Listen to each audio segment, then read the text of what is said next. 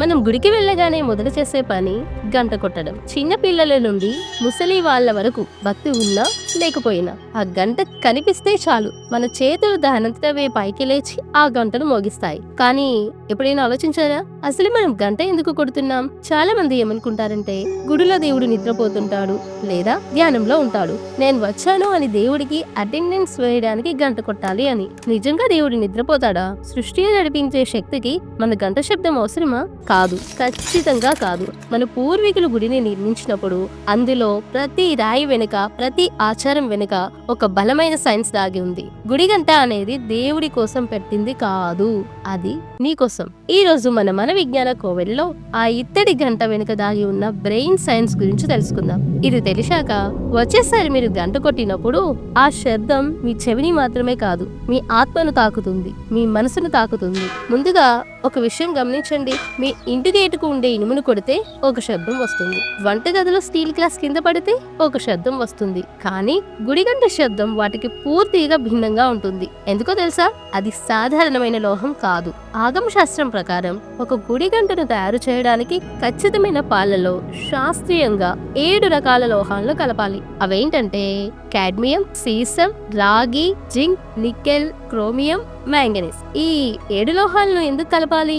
ఎందుకంటే వీటిని సరైన నిష్పత్తిలో కలిపినప్పుడు మాత్రమే ఆ గంటను కొట్టినప్పుడు ఒక ప్రత్యేకమైన శబ్దం పుడుతుంది. అది ఒక మోతలాగా కాకుండా ఒక దీర్ఘమైన నాదం లాగా వస్తుంది. సైన్స్ పరిభాషలో చెప్పాలంటే ఎడమ మరియు కుడి మెదడును ఏకం చేసే శక్తి ఆ గంట యొక్క మిశ్రమంలోనే దాగి ఉంది. మన ఋషులు ఆ కాలంలోనే ఈ ఎల్లాయ్ మిక్సింగ్ టెక్నాలజీని ఎలా కనిపెట్టారో తలుచుకుంటేనే ఆశ్చర్యం వేస్తుంది కదూ.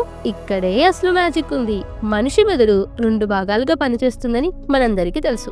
ఎడమ మెదడు, లెఫ్ట్ బ్రెయిన్, ఇది లాజిక్, లెక్కలు మరియు ప్రపంచపు గొడవలతో బిజీగా ఉంటుంది. కుడి మెదడు, ఇది క్రియేటివిటీ, ఎమోషన్స్ మరియు భక్తితో నిండి ఉంటుంది. మనం సాధారణంగా గుడికి వెళ్ళినప్పుడు మన శరీరం మాత్రమే గుడిలో ఉంటుంది, కానీ మన మనసు మాత్రం చెప్పులు బయట వదిలేస్తాం, ఎవరైనా ఎత్తుకెళ్తారేమో, ఆఫీస్ లో పని పెండింగ్ ఉంది, ఇంటికి వెళ్ళాక ఏం వండాలి అనే రకరకాల ఆలోచనలతో గందరగోళంగా ఉంటుంది. అంటే మీ మెదడు అప్పటికింకా కుదిరిపడలేదు. సరిగ్గా అప్పుడే మీరు గర్భగుడికి వెళ్లే ముందు ఆ గంటను గట్టిగా మోగిస్తారు.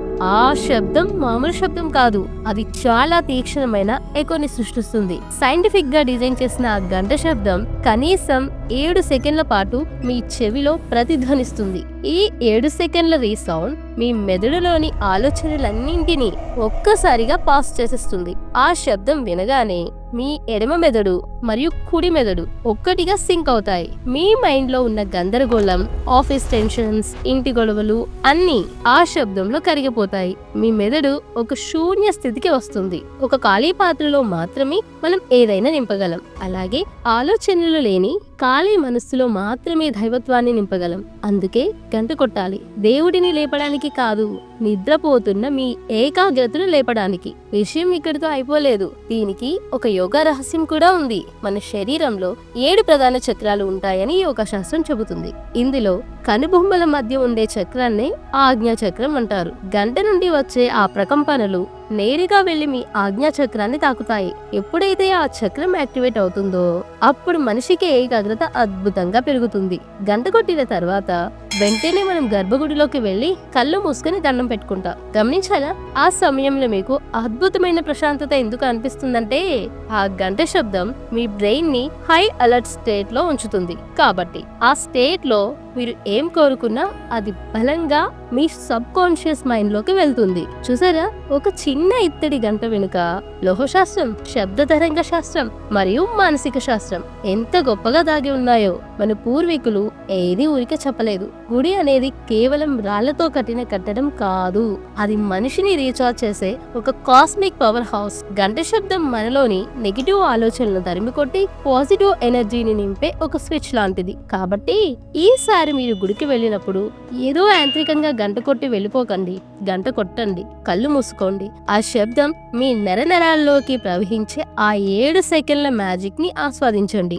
అప్పుడే మీకు నిజమైన దర్శనం లభిస్తుంది. మన సంస్కృతిలో దాగి ఉన్న ఇలాంటి మరెన్నో అద్భుతమైన సైంటిఫిక్ నిజాలను తెలుసుకోవడానికి మన విజ్ఞాన కోవెల ఛానల్ ని ఇప్పుడే సబ్స్క్రైబ్ చేసుకోండి. ఈ వీడియోలోని నిజం మీకు నచ్చితే మీ కుటుంబ సభ్యులకు, మిత్రులకు షేర్ చేసి మన ధర్మం గొప్పదనాన్ని చాటి చెప్పండి. సర్వేజన సుఖినో భవంతు. స్వస్తి.